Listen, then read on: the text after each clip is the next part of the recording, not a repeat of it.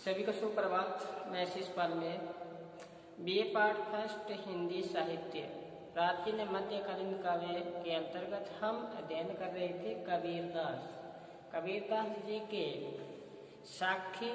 साखी के अंग, ऐसे गुरुदेव को अंग हमने पढ़ा, गुरुदेव को अंग, और उसके बाद में विरह को अंग, कथने बिन करने को अंग और भैंस को अंग। इसके बाद में हमने चर्चा की थी पद में जैसे दुल्हनिया गाओ मंगलाचार, हम घर आए राजा राम बरतार। ये पद बार बार एग्जाम में पूछा जाता है और मैंने इस पद पर 2-3 बार गहराई के साथ चर्चा की। जैसे पद और था इनका, एक अचंबा देखा भाई मन, एक अचंबा देखा भाई सिंह चराए गाय भाई, जल की मछली तरबर ब्याई, पकड़ बिलाई मुर्गी खाई। और फिर बताया था कि तल करी शाखा ऊपर करी मूल, बहुत बाती लागे फूल, कह कबीर या पद को बूझे ताको 3 लोग सूझे। इसी प्रकार एक पद आया था, हमने पढ़ा था, हमने मरे संसारा हमको मिला जीवन हारा, हमने मरे संसारा हमको मिला जीवन हारा, साकत जन मरे सत जन जीवे, राम रसायन भर पीवे। फिर बताया था, हरि मरहू तो मैं ही मरहू, हरि न मरहू तो मैं काहू को मरहू, कह कबीर मन ही मिलावा, हमर भय सुख सागर पावा। फिर एक पद आया था, आपको पता है कि मन रे जागत रे ये भाई, ये भी एग्जाम की दृष्टि से महत्वपूर्ण है कि मन रे जागत रहिए भाई, गाफिल होए सोए मती, जोर घुसे घर आई। मन रे जागत रहिए भाई, ये पद भी करवाया था। अब जैसे एग्जाम में आपको साखी भी पूछ सकते हैं, साखी में आपको पूछें तो आपको ये बताना है ये कौन से अंग से ली गई है। सहप्रसंग व्याख्या करते हैं, उसमें प्रसंग में ये लिखना पड़ता है कि विरह के अंग से ली गई है, या गुरु की महिमा के अंग से, या देश के अंग से। तो ये जो साखी है कबीरदास जी का बहुत महत्वपूर्ण ये पद है, इनकी साखी है। जैसे प्रथम पद आता है, जैसे ही कबीर का नाम आए तो आपको साखी और पद वैसे ही याद होना चाहिए, जिस पर अंदर ये बस जाने चाहिए। पहला पद कौन सा पद है कि आपको पता होना चाहिए कि सतगुरु की महिमा अनंत है, अनंत किया उपकार, अनंत लोचन उगाड़िए, अनंत दिखावनहार। सतगुरु की जो महिमा है, गुरु की जो महिमा है वो अनंत है, अनंत किया उपकार, उसने बहुत उपकार किए हैं, अनंत लोचन उगाड़िए, अनंत दिखावनहार। ये था इनका साखी का पहला पद। और फिर बताया गुरु की महिमा के बारे में गुरुदेव को अंग में कि सतगुरु बापुरा क्या करे जो शिष्य माही चूक। सतगुरु क्या कर सकता है, गुरु क्या कर सकता है अगर शिष्य में खोट हो। जिस प्रकार से बांसुरी में जो धुन निकलती है, जो उसमें स्वर निकलते हैं, उसमें फूंक मारने से निकलते हैं, और जैसे तैसे उसमें फूंक मारेंगे तो स्वर वैसे निकलेंगे, वैसे उसकी ध्वनि निकलेगी। इसी प्रकार से कबीरदास जी ने बताया कि भेष को अंग, कि भक्ति और भेष में क्या अंतर है। लोग भक्ति करते हैं ईश्वर की और भेष धारण करते हैं, उसके बारे में बताया था कि कैसा कहाँ बिगाड़िए जो मुंडे सो बार, मन को कहाँ न मोड़िए जामे विषय विकार। कि कैसों ने आपका क्या बिगाड़ा है उसको बार बार काट लेते हो। और फिर कहते हैं कि वैष्णो भया तो क्या भया, सूर्या नहीं विवेक, छापा तिलक लगाए के दे गया लेख अनेक। और फिर सार्थक की बात में आया कि भक्ति भेष बहुत अंतरा, भक्ति और भेष में इतना अंतर है जैसे धरनी आकाश हारी, कि भेष धारण करना और भक्ति करने में इतना अंतर है जिस प्रकार से धरती और आसमान का हो, धरती और आसमान का हो। भगत कहते हैं, भगत होते हैं वो हरि के चरणों में लीन रहते हैं, और भेष जगत की आस भेष धारण करते हैं, वो यहीं उल्ट कर बच जाते हैं, यानी उसको परम ज्ञान की प्राप्ति नहीं होती और ब्रह्मानंद की प्राप्ति नहीं होती, वो ईश्वर से मिल नहीं पाते, वो दिखावा करते हैं भक्ति का। कहते हैं देखा देखी भक्ति करे कभी न चढ़ रंग, जो देखा देखी भक्ति करती है उनका रंग कभी नहीं चढ़ता। देखा देखी भक्ति करे कबू न चढ़सी रंग विपत्ति पड़ा छाड़ से जू के चुली भुजंग। कहते जिस प्रकार से थोड़ी सी परेशानी आती है सर्प को, वो सर्प कहीं से निकलता जा रहा है, वहाँ निकलने के लिए उसको जगह कम मिली, तो जैसी परेशानी आई ऊपर का आवरण है कैंचली है वो निकाल देता है। इसी प्रकार से जो देखा देखी भक्ति करते थोड़ी सी परेशानी आती है तो वो भक्ति को छोड़ देते हैं। कहते हैं ना सुख में सिमरण सब करे दुख में करे न कोई, जे दुख में सिमरण करे तो दुख काहे जो सुख में सिमरण करे तो दुख काहे को हो। ये कबीरदास जी के जो पद है साकी है उसमें बताया है। तो आज हम कबीरदास जी का एक पद हमारे पाठ्यक्रम में शेष बचा है जिसका आज हम विस्तार से सप्रसंग व्याख्या करेंगे।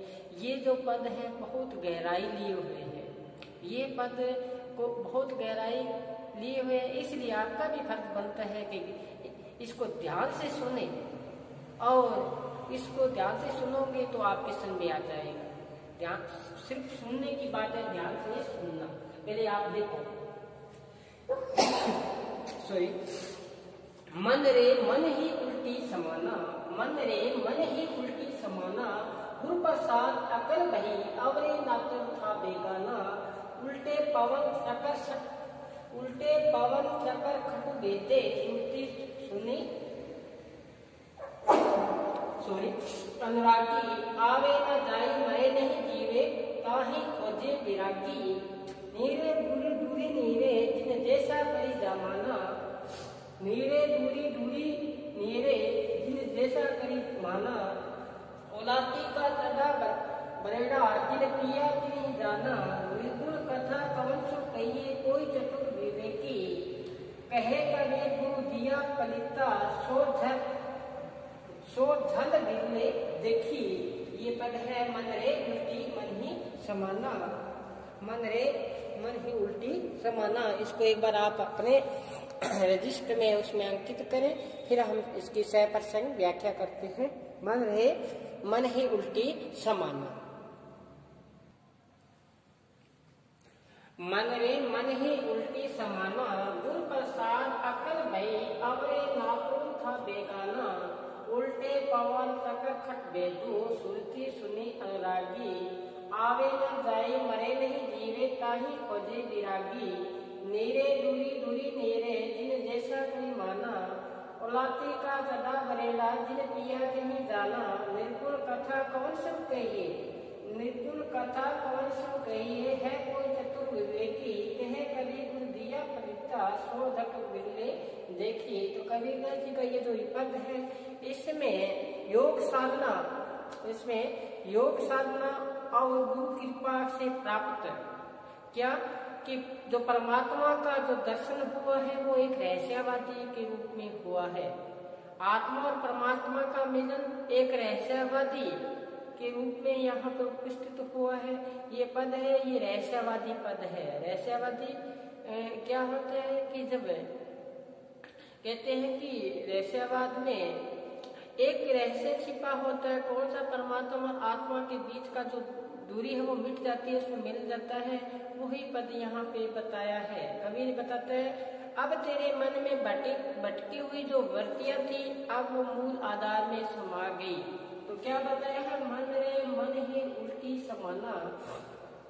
जब मन को ये ज्ञान हो जाता है, सचेत हो जाता है, मन काबू में आ जाता है, ईश्वर का नाम जब उसका जाप करता है तो उसी में समा जाता है, किसमें, ईश्वर में। तो मन रे मन ही उल्टी समाना, मन की जो वृत्तियां हैं वो किस में समा गई, मन में, सॉरी परमात्मा में, उस पार ब्रह्म में समा गई।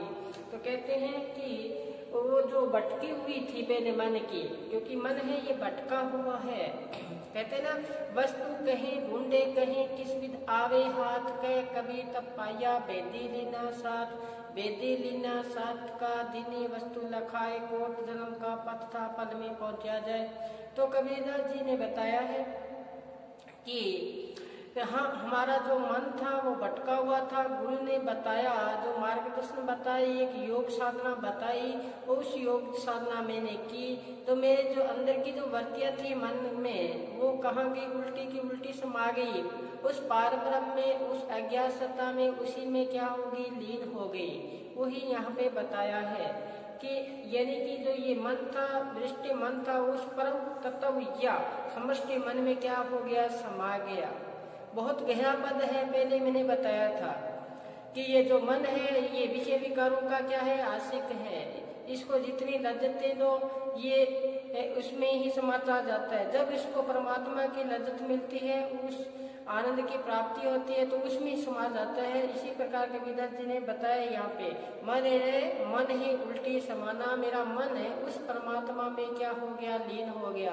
पहले इसकी वृत्ति थी, इसकी वृत्ति क्या थी? बिखरी हुई थी। ये बाहर की वृत्तियों में क्या था? लीन था। अब उसी में समा गया। कैसे समाया है? कैसे समाया?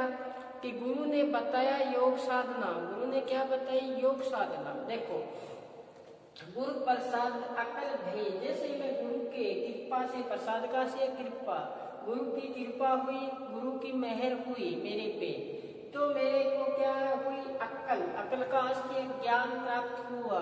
वो पार ब्रह्म का मुझे ज्ञान प्राप्त हुआ। आवरे ना तुम था बेगाना, पहले मैं उस ज्ञान से अनभिज्ञ था, मुझे पता नहीं था वो ज्ञान। वो ज्ञान किससे मिला? मेरे गुरु से। जैसे मैंने पहले बताया था कि कोट जन्म का पथ था पल में पहुंचा जाए। करोड़ों वर्षों से बिछड़े हुए मालिक से मिलने का जो जरिए है वो गुरु है। गुरु ही हमें किससे मिलाता है? मालिक से। वो मध्यस्थता का कार्य करता है। वो जन्म और मरण से क्या होता है? रहित होता है। जो गुरु होता है वो कहते हैं जन्म मरण से रहित होता है। वो पार ब्रह्म में ले जाने में क्या होता है? सहायक होता है। उसका कहना मानते हैं गुरु का, तो हमें कौन सा परम पद मिलता है? कबीर के अनुसार कहते हैं, गुरु के सेवक सतगुरु प्यारे, वो बैठे तक जो शब्द विचारे। गुरु का कहना मानता है, उस पर अमल करता है, उस बात पर योग साधना करता है, वो ही तख्त पे बैठता है। तख्त का आशय है वो परम पद को प्राप्त होता है। अब सुनो, कहते हैं गुरु प्रसाद अकल भई, गुरु का कृपा हुई तो मुझे ज्ञान की प्राप्ति हुई। आवरे नातू था बेगाना, में पहले अज्ञान था, पहले मैं विषय विकारों में लीन था, भोग विलासों में लिप्त था। अब मेरे को ज्ञान हो गया, मैं उस अज्ञात सत्ता में क्या हो गया? लीन हो गया। फिर सुनो आगे, उल्टे पवन चक्र खट बेते, सुरती सुनी अनुरागी। जो ये सूरत है, मन है, इस मन पहले बिखरा हुआ था, इस सूरत को मैंने एक जगह इकट्ठा किया। इकट्ठा करने का आशय ये जो शरीर है, ये 5-6 फुट की देह है, 40-50-60 किलो का जो भार है, ऐसे में अखुट भंडार है, इसमें इतने भंडार है कि कल्पना ही नहीं कर सकते। वही कबीर ने यहाँ बताया, उल्टे पवन चक्र बेते। मैंने जैसे ही अभ्यास किया, शरीर से अभ्यास किया, इसको मैंने शरीर को शून्य अवस्था में ले आया। शून्य अवस्था का आशय है कि मैंने हठ योग किया उस परमात्मा को पाने के लिए। शरीर से अंदर से जो मैंने ख्याल निकाल दिए, ये 9 दरवाजे, आंख नाक ये कान, ये जो दरवाजे हैं, ये कितने हैं? 9 है। 9 दरवाजों से ध्यान हटाकर मैंने सूर्य शब्द में जो शून्य अवस्था में मैंने क्या लगाया? ध्यान लगाया, सूर्य को लगाया, ध्यान को लगाया। दोबारा सुनो, शरीर के जितने भी जो ये बाहरमुखी इंद्रियां हैं, इस इंद्रियों से ध्यान हटाकर मैंने शून्य अवस्था में क्या लगाया? ध्यान लगाया। ध्यान लगाया तो फिर मैं क्या हुआ? उस ध्यान लगाने से उस परमात्मा के दर्शन हुए, मुझे उस अज्ञात सत्ता के क्या हुए? दर्शन हुए, उस पारब्रह्म के क्या हुए? दर्शन हुए, उस अलख निरंतर जो अगम अनादि है, अनंत है, उसके मुझे क्या हुए? दर्शन हुए। जो निरंकार है उसके मुझे क्या हुए? दर्शन हुए। तो कबीरदास जी कहते हैं, आवे ना जाए मरे नहीं जीवे। अब मैं न तो आता हूँ न जाता हूँ, न जन्म लेता हूँ न मरता हूँ। यानी कि पानी की बूंद किसमें समा गई? पानी में समा गई। जल में कुंभ, कुंभ में जल सो बाहर, भीतर पानी फूटा कुंभ, जल जल ही समाना, यह तत्व हो गया नहीं। कहते हैं कि आत्मा किसमें समा गई? परमात्मा में समा गई। ये जो शरीर धारण करते हैं, हम गर्भ में पलते हैं, इसका क्या हो गया? छुटकारा हो गया हमारा। तो क्या कहते हैं? आवे ना जाई। अब मैं न आता हूँ, जन्म लेता हूँ, न मेरा जन्म होगा, न मेरी मृत्यु होगी। मैं किसमें समा गया? परमात्मा में समा गया। देखो ध्यान से, आवे न जाई, न मैं आता हूँ, न मैं जाता हूँ, न मैं मरता हूँ, ताही खोजी विरागी। ये मैंने क्या की है? खोज की है। खोज ये करनी थी। हमने बाहर चांद तारों तक पहुंच सके, वहां बाहर मुखी होकर हमने बड़ी बड़ी खोजें कर ली, लेकिन इस शरीर की खोज नहीं की। कबीरदास जी कहते हैं शरीर में इतना है, कहते या गट भीतर बाग बगीचे, यही सर्जनहारा, अंदर बाग बगीचे हैं, माली भी बैठा है, पेड़ पेड़ में पानी लगावे आपके लिए रखवाली। वो पेड़ पेड़ में पानी भी लगाता है, रखवाली भी करता है। उसकी खोज नहीं की, बाहर मुखी खोज की है। लेकिन कबीरदास जी यहाँ कहते हैं कि खोजी विरागी, मैंने अंदर वो खोज की है, वह विरागी बन के खोज की है। अब फिर खोज की तो क्या मिला आगे? कबीरदास जी कहते हैं नीरे दूरी दूरी नीरे। कहते पहले परमात्मा को दूर माना, अब क्या है? वो नीरे है, मेरे पास में है। कहते ना मैं था हरि नहीं, हरि है तो मैं ना ही, सब अंधेरा मिट गया जब दीपक देखा वहीं। कहते हैं वो अंधकार मेरे को मिट गया, अब वो नेरे है, मेरे पास में है, समीप है मेरे। तो कहते वीरे ने जिन जैसा करी माना, जैसा उसकी प्राप्ति करोगे वैसे ही आपको मिलेगा। ये अनुभव की चीज है। जैसे मैंने कल ही बताया था, एक भिक्का संत हुआ, उसने कहा है भिक्का बात अगम की कैन सुनन की नाई, कहवे तो सुने, नहीं सुने तो कह न जाए। ये बात है कि ये कहने सुनने की बात नहीं है, रहस्यवादी है, अनुभव की चीज है। वो कहते हैं ना, जो गूंगे मीठे रस को अंतर्गत ही भावे, गूंगा व्यक्ति है उसको अगर फल दे दो, गुड़ दे दो, मीठा दे दो, खाएगा, मुस्कुराएगा, लेकिन आपको बता नहीं पाएगा कि इसमें क्या रस आ रहा है, क्या रस की अनुभूति हो रही है। वही बात यहाँ बताइए, पहले मालिक ईश्वर तो परमात्मा का वो दूर था, अब वो क्या है? नेरे हो गया, पास में हो गया, मैंने वैसा माना है। फिर देखो ओलाते का चढ़ा बडेरा, जिन किया तिनी जाना। देखो एक एक पद है, करोड़ करोड़ रुपए का है, पंक्तियां। तो क्या बताइए, देखना ओलाती का चढ़ा बडेरा। कहते हैं जिस प्रकार से छप्पर बनाते हैं, पहले छप्पर बनाते थे, आजकल तो नहीं है, पहले छप्पर बनाता था तो क्या करते थे कि उसकी दीवारें बना के इसके ऊपर क्या कचरा पात्र डाल दिया जाता था, और जैसे ही बरसात होती है वो क्या है? वो टपकता था। तो उसी का उदाहरण देते हुए कबीरदास जी ने यहाँ हमें बताया छप्पर कौन सा है? शरीर रूपी छप्पर है ये। तो क्या बताया? ओलाती का से छप्पर का वह भाग जहाँ ऊंचा उठा होता है, जैसे हमारा मेरुदंड है, शरीर की जो नाड़ियां हैं, एक एक जो ये नाड़ी है, मेरुदंड है, ये परमात्मा का मिलने का अवसर है हमें। कहते ना कि इंगला पिंगला, कबीरदास जी ने कहा, बहुत गहरी पंक्ति है कि इंगला पिंगला ताना धरने सुषम तार से बनी चदरिया, 8 कमल जस खखा डोले पर 10 से गुनी चदरिया, सुमुनि जन जतन कर ओढ़ी ओढ़ कर किन मेली चदरिया। कबीरदास ने जतन कर ओढ़ी जो के क्यों धरती चदरिया। उसी प्रकार से यहाँ बताया है कि शरीर रूपी ये छप्पर था, इस पर मैंने अभ्यास किया तो क्या हुआ? वो बरेड़ा जिन पिया सिंह जाना, तब मुझे परम आनंद की प्राप्ति हुई। मैंने वो अमृत रूपी रस का क्या किया है? पान किया है। जो अमृत का पान कर लेता है वो आवागमन का चक्कर से क्या हो जाता है? मुक्त हो जाता है। फिर देखो आगे क्या बताया है, निर्गुण कथा कौन सा कहिए। ये कथा है निर्गुण की, ये किससे कहूँ? कहिए कोई चतुर विवेकी, कोई ऐसा चतुर होगा। चतुर का आशय ये नहीं चालाक, चालाक यहाँ आशय है कि जो गुरु का कहना मानता है, उस पद को प्राप्त करने की कोशिश करता है, उस रहस्यवाद को प्रकट करने का क्या करता है? कोशिश करता है। तो निर्गुण कथा कौन सी कहिए, मैं कहते हैं उस परमात्मा की महिमा का गुणगान किसके सामने करूं? निर्गुण की। कहते हैं उसके सामने कहूँ जो चतुर विवेकी संसार में रहते हुए संसार में लिप्त नहीं रहता, अलग रहता है। घर में रहो, घर से बाहर रोज बुद्ध की रीत, जो भरोसा राम के लाओ रोज अवगीत। ऐसा कोई हो जो घर में भी रहता है और परमात्मा में लीन रहता है, ऐसे ऐसे चतुर ज्ञानी को मैं कहूँ तो कबीरदास जी ने फिर लास्ट में क्या कहा है, देखना पद में, कह कबीर गुरु दिया पलीता, गुरु ने मुझे वो पलीता दिया है। पलीता का आशय कबीरदास जी ने क्या बताया है कि कबीरदास जी कहते हैं मुझे वो पलीता दिया है, अग्नि रूपी जो जलता हुआ, पलीता का से कुछ जलता हुआ पात्र दिया है, और उसमें क्या है, सो जल दिल ने देखी, उसमें मुझे एक रोशनी दिखाई देती है। रोशनी का से मुझे उस परम पिता के दर्शन होते हैं। कह कबीर गुरु दिया पलीता, किसने दिया, फिर गुरु की महिमा का गुणगान हुआ है यहाँ पे। गुरु ने वो मुझे दिया है पलीता, जलता हुआ पलीता दिया है, उसमें रोशनी दी है। और क्या कहते हैं, रोशनी दी है तो गुरु ने उस परम पिता ब्रह्म ज्ञान की क्या करवा दी, प्राप्ति करवा दी। कहते ना कि हृदय बेत्री आरसी, मुख देखो ना जाई, मुख तब देखी मन की दुविधा जाई। मन की दुविधाएं दूर होगी, मुझे हृदय के अंदर आरसी देखा, शीशा देखा, वो दर्पण देखा, वो मैंने ज्योति देखी, तो मेरे ज्योति देखी किसके माध्यम से, गुरु के माध्यम से देखी है। तो कहे कबीर गुरु दिया पलीता, गुरु ने ऐसी जलता हुआ पात्र दिया, उसमें जब देखा तो रोशनी रोशनी व्याप्त थी। रोशनी का से यहाँ गुरु की महिमा का गुणगान हुआ है। वो परम सत्ता की मुझे क्या हुई, प्राप्ति हुई। सो जल दिल देखी, ऐसी ज्योत है, ऐसा जो रोशनी है कोई बिरला ही देखता है।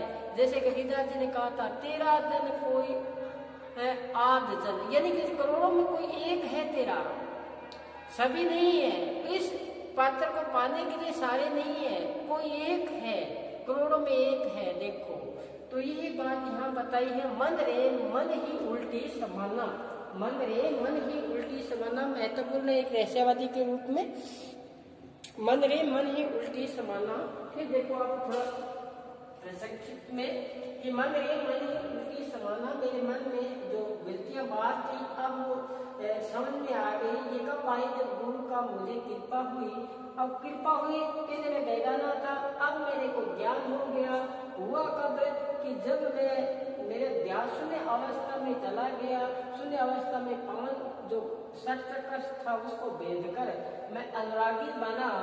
अब कहते हैं ये जब हुआ तो न तो मैं जाता हूँ न मैं मरता हूँ, खोज ये मैंने खोज की है। खोज ये खोज करनी थी हमें, ये जन्म मरण का जो चक्कर है इसको ही हमें क्या करना है, मिटाना है। देखो यही हमें मिटाना है। पता नहीं हम कितनी माताओं को गर्भ में पले हैं, कितनी हमने दुख तकलीफ दी है। ये जब मिट जाएगा, अवागमन का चक्कर हम मिट जाएगा, तब होगा। श्री कृष्ण भगवान से धृतराष्ट्र पूछते हैं कि मुझे 100 जन्म याद है, मुझे 100 जन्म याद है, ऐसा कोई कर्म नहीं किया जिसकी वजह से मैं अंधा हूँ। तो श्री कृष्ण भगवान ने तवज्जो दी तो कहने लगे कि 106 जन्म पहले आपने ऐसा कर्म किया था जिसका बदला आप भुगत रहे, क्योंकि धृतराष्ट्र क्या थे, अंधे थे ना।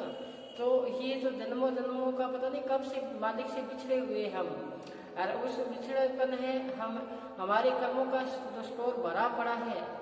यही बात यहाँ बताई है कबीरदास जी ने कि न अब मैं जाता हूँ न आता हूँ, ये मैंने क्या किया, खोज की है। मैं वैरागी बन के क्या किए, खोज की है।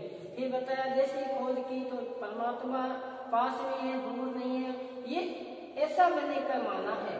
फिर कबीरदास ने क्या बताया कि औलादी का जगह बेड़ा दिल पिया के लिए जाना। कहते छप्पर भी जो ये शरीर है उसमें जो जल टपकता है, अमृत रूपी जल टपकता है, उसको मैंने पान किया है। न मैं कहीं जाता हूँ न कहीं आता हूँ। कहते हैं ना कि मरे सो मर जाइए, फूट पड़े संसार, ऐसा मरना को मरे दिन में 100 बार, ये जिन्हें मरने का प्रश्न है कबीरदास जी का। फिर बताया कि निर्गुण कथा कौन सो कहिए, ये कथा है निर्गुण की, मैं किससे कहूँ। निर्गुण कथा कौन सो कहिए, सो कोई चतुर विवेक की, चतुर कोई ऐसा हो जो परमात्मा में लीन रहता हो, उसके बारे में मैं बताऊं, उसको मैं कहूँ। जो उसमें जिज्ञासु की प्रवृत्ति हो, जो जानने की क्या रखता हो, इच्छा रखता हो। तो क्या बताया, क्या कबीर गुरु दिया पलीता, गुरु ने वो पलीता दिया है। अब क्या है, उस पलीते ने क्या देखा, मैंने झल देखी, रोशनी देखी, ये बिरले देखी, कोई बिरला ही देखता है। तो ये रहस्यवादी जो पद है कबीरदास जी का, इसमें रहस्यवादी क्या हुआ है, चित्रण हुआ है कबीरदास जी का। और बताया कि परमात्मा का जो साक्षात्कार है, जिसे जिस रूप में प्राप्त होता है उसका हृदय स्थापित कर लेता है। उसी रूप में ये क्या बताया, काया योग के प्रतीक के माध्यम से साधना पथ का निरूपण हुआ है। हठ योग से इसको प्राप्त किया जा सकता है और प्राप्त करने के बाद में ये अनुभव की चीज है, और जैसे अनुभव होगा वो ही जान पाएगा, दूसरा जान नहीं पाएगा। ये है रहस्यवाद। इस पद में रहस्य साधना का निरूपण हुआ है। परम तत्व को निर्गुण ज्ञात यज्ञ भी बताया है। ये पद था कबीरदास जी का। आज कबीरदास जी के जितने भी पद थे, साखी थी, उस पर हमने एक एक पद पर सप्रसंग व्याख्या की है। जो वंचित रह गए हैं, तो जिसने अभी तक कबीरदास जी का पद और साखी पढ़ी नहीं है, वो इस वीडियो को अच्छी तरह से सुने, ध्यान से सुने। समझ में ना आए तो कमेंट बॉक्स में लिख के मेरे को अवगत करवाएं। अब जैसे ही हमारा आगामी वीडियो में हमारी मुलाकात होगी तो एक नए टॉपिक के साथ, तब तक आप घर पर रहें, सुरक्षित रहें और पढ़ते रहें। धन्यवाद।